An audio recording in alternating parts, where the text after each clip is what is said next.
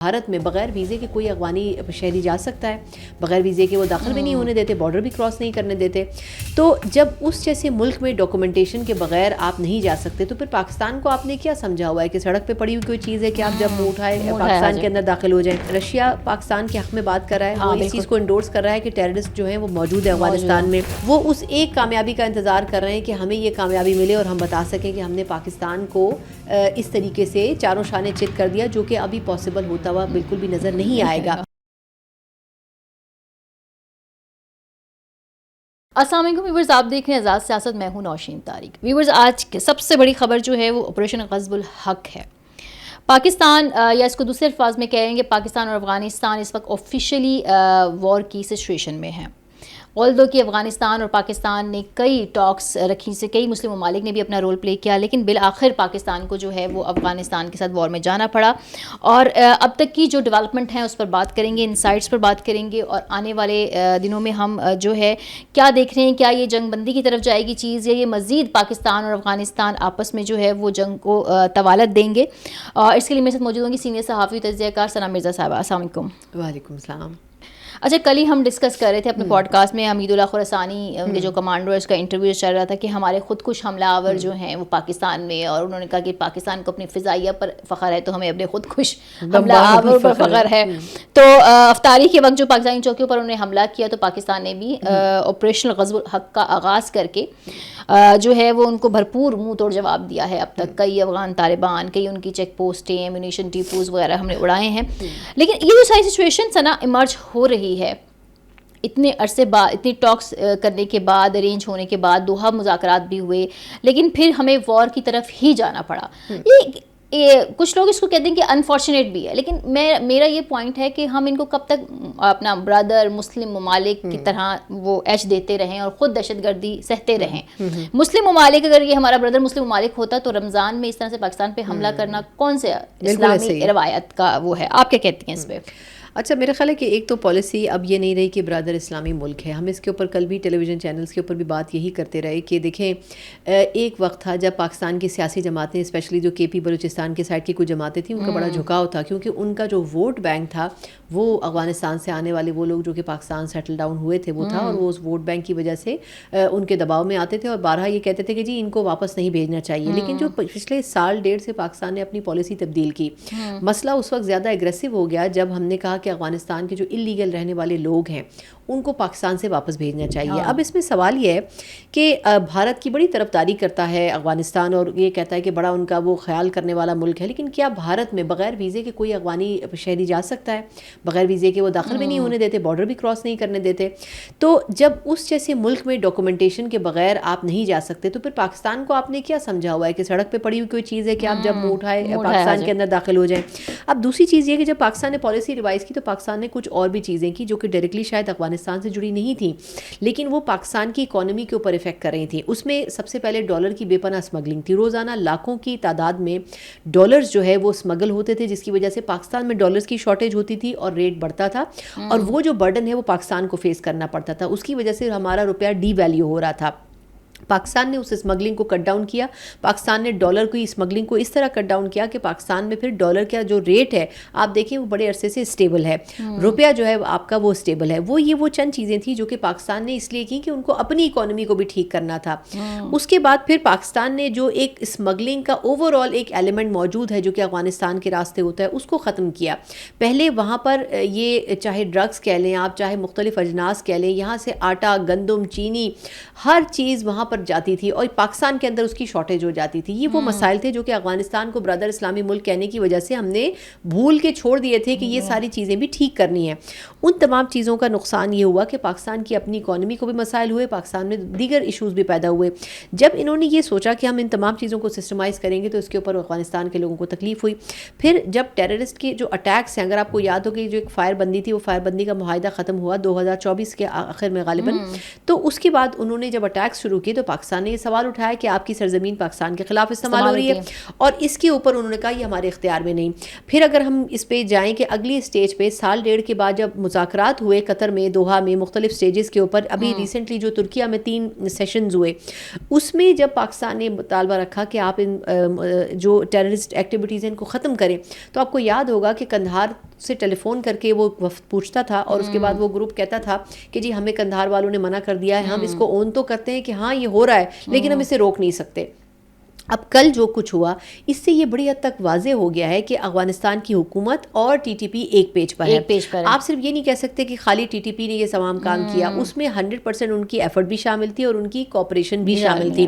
یہ نہیں ہو سکتا کہ حکومتی اس چیزیں آپ استعمال کر رہے ہو, ٹیررسٹ گروپس جو ہیں اور دہشت گرد, اور حکومت کو پتہ نہ ہو. تو اس کا مطلب یہ ہے کہ یہ آپس کا جو ان کی ایک انڈرسٹینڈنگ اگر جوڑ تھا, یہ اب کھل کر سامنے آ گیا. اور یہ صرف اپنی ہی بلبوتے پر یہ نہیں کر رہے, یہ بھی واضح ہو گیا ہے کہ ان کے پیچھے بیک فٹ کے اوپر اب جس طرح اسرائیل کھل کر ان کی حمایت کر رہا ہے اور بھارت ان کی سپورٹ کر رہا ہے, فائنینشیل ان کو ایڈ دے رہا ہے, تو اس سے پتہ چلتا ہے کہ یہ کوئی ایک دن اور ایک ملک کا کام نہیں ہے.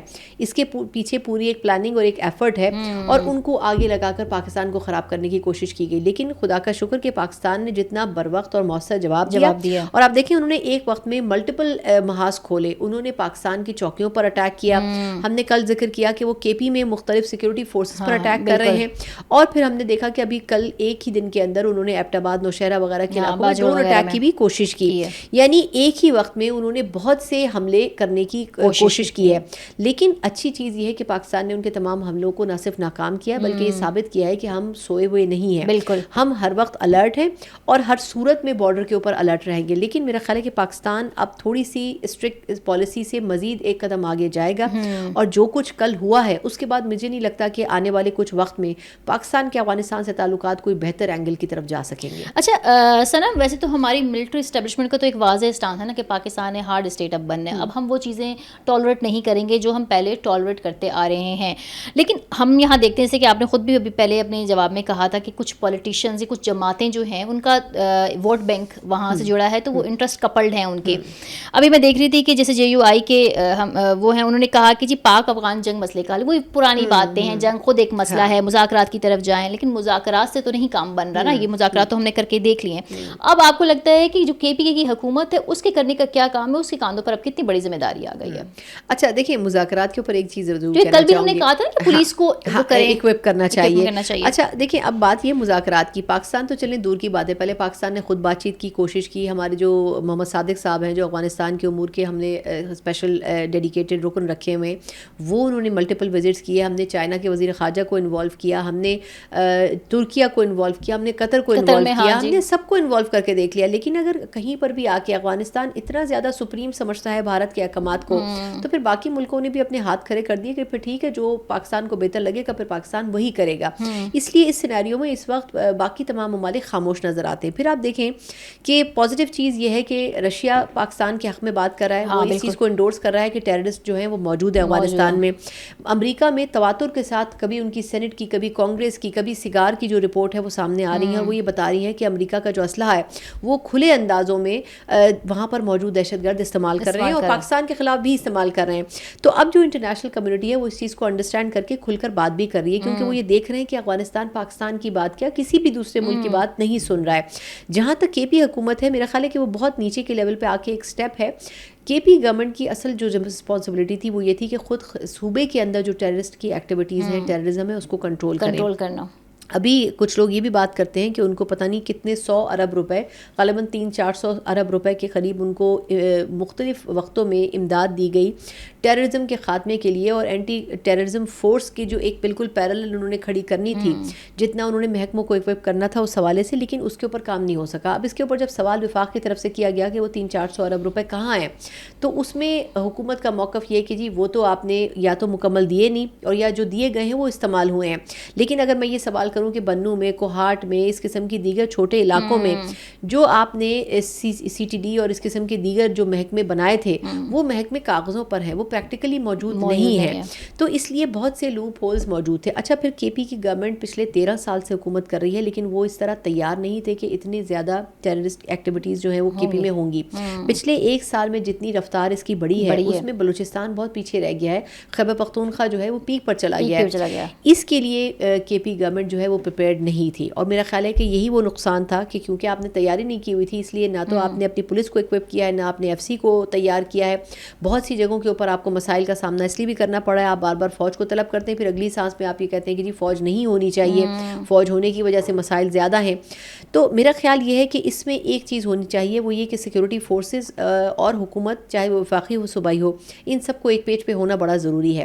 کیونکہ اگر تو یہ سب ایک پیج پر نہیں ہوں گے, ابھی مسئلہ یہ آ رہا ہے کہ وفاق کی ایک الگ پالیسی ہے ٹیررزم کے خلاف اور صوبے کی ایک الگ پالیسی ہے. وہ کہتے ہیں آپ بات چیت کریں, جبکہ یہ کہتے ہیں ان کا خاتمہ ان اینی کیس بڑا ضروری ہے. تو میرا خیال ہے کہ یہ انڈرسٹینڈنگ بلڈ اپ ہونی بڑی ضروری ہے کہ آپ تمام اسٹیک ہولڈرز جو ہیں وہ ایک پالیسی کے ساتھ چلیں, جو میرا خیال ہے کہ آنے والے دنوں میں ہم دیکھیں گے. کیونکہ یہ جو بیک ٹو بیک افغانستان کے ساتھ ہمارا کیس بن رہا ہے, اس کے بعد مجھے نہیں لگتا کہ کوئی بھی محب وطن پاکستانی ہوگا جو یہ چاہے گا کہ افغانستان سے بات چیت ہی کی جائے اور افغانستان کو برادر اسلامی ملک ہی قرار دیا جائے. کل ہم فوجی جوانوں کی جو ویڈیوز دیکھ رہے تھے جو افطار کے بعد اپنے پیغامات دے رہے تھے, وہ یہی بات کر رہے تھے کہ دیکھیں ہم بارڈر پر کھڑے پاکستان کی حفاظت کے لیے, آپ بھارت کے کندھے پہ چڑھ کر ہمارے اوپر حملہ نہیں کر سکتے. ہم وہی لوگ ہیں جنہوں نے آپ کو 40 سال تک اور تقریباً 30 سے 40 لاکھ کا جو ایک بوجھ تھا وہ ہم نے سنبھالا, اپنی اکانومی کا بیڑا غرق کر دیا ہم نے آپ کو لے کر. لیکن میرا خیال ہے کہ اب اس وقت آ گیا ہے سہیل آفریدی صاحب کے بارے میں اسی لیے بھی کہا جا رہا ہے کہ آفریدی صاحب کی پالیسی جو ہے وہ خان صاحب کو ریفلیکٹ کرتی ہے. اگر تو صوبے کی اس وقت کرٹیکل سچویشن کو وہ انڈرسٹینڈ نہیں کریں گے تو پھر ان کو رکنا بڑا مشکل ہوگا. اچھا ثنا, بالکل لاسٹ سوال ہے اور میں چاہوں گی آپ اس پہ چھوٹا سا آنسر کر دیں.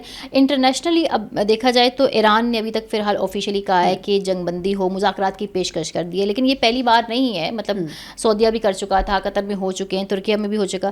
لیکن اب آپ کیسے دیکھتی ہیں کہ انٹرنیشنلی یہ پریشر بلڈ کرنے سے جنگ رکے گی یا یہ کوئی فائنل اسٹیجز تک جائے گی؟ کیونکہ بہت سے لوگوں کو میں دیکھ رہی ہوں وہ یہ تجزیہ دے رہے ہیں کہ افغانستان اور پاکستان کی سرحدیں, ہم پڑوسی تو چینج نہیں کر سکتے, تو یہ پرتشدد ہی حالات رہیں گے. آپ کیا دیکھتی ہیں, اس کا فیچر کیسے آپ دیکھتی ہیں؟ دیکھیں, ابھی مہینہ ڈیڑھ پہلے, جب اس سے پہلے آپ کو یاد ہوگا افغانستان نے اس طرح پاکستان کے اوپر اٹیک ایک دم شروع کیے تھے اور 1-1.5 دن یہ سچویشن رہی تھی, پاکستان نے خوب ان کو ناکوں چنے چبوائے تھے اور اس کے بعد انہوں نے سفید جھنڈے لہرا دیے تھے. اس کے بعد خاموشی ہو گئی. کچھ لوگوں نے کہا تھا جی اب افغانستان ایسا نہیں کرے گا, لیکن جو افغانستان کو سمجھتے ہیں ان کو جب بھارت کی طرف سے تھپکی ملتی ہے وہ دوبارہ کرتے ہیں, اور جیسے ہی وہ ہارنے لگتے ہیں بھارت کی طرح دبکی مار کے پیچھے ہو کے بیٹھ جاتے ہیں.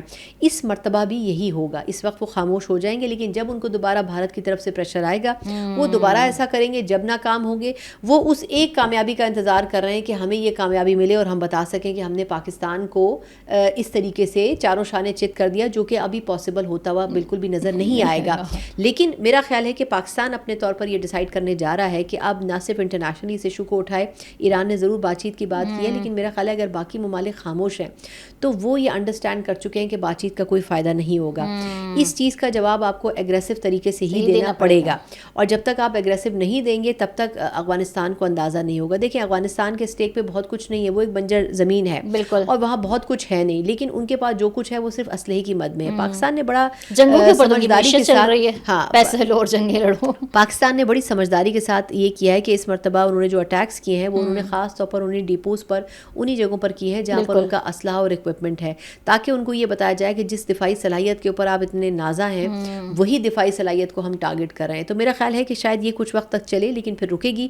لیکن یہ ایک آن اینڈ آف سلسلہ جو ہے وہ کچھ عرصے رہ سکتا ہے جب تک کہ کوئی انٹرنیشنلی افغانستان کو پریشرائز نہ کرے. کیونکہ دیکھیں, پاکستان کی تو خواہش نہیں ہے کہ کسی جنگ میں اپنے آپ کو الجھائے, لیکن اگر کوئی آپ کی جو سوورینٹی ہے اس کو چیلنج کرے گا تو پھر تو آپ برداشت نہیں کریں گے. تو میرا خیال ہے کہ اس میں افغانستان کو ہی سمجھنا پڑے گا, لیکن یہ تبھی ہو سکتا ہے جب امریکہ یا کوئی تھرڈ پارٹی یا چائنا کوئی تھرڈ پارٹی جو ہے وہ اس ایشو میں involve who. Thank you very much. Thank you so much.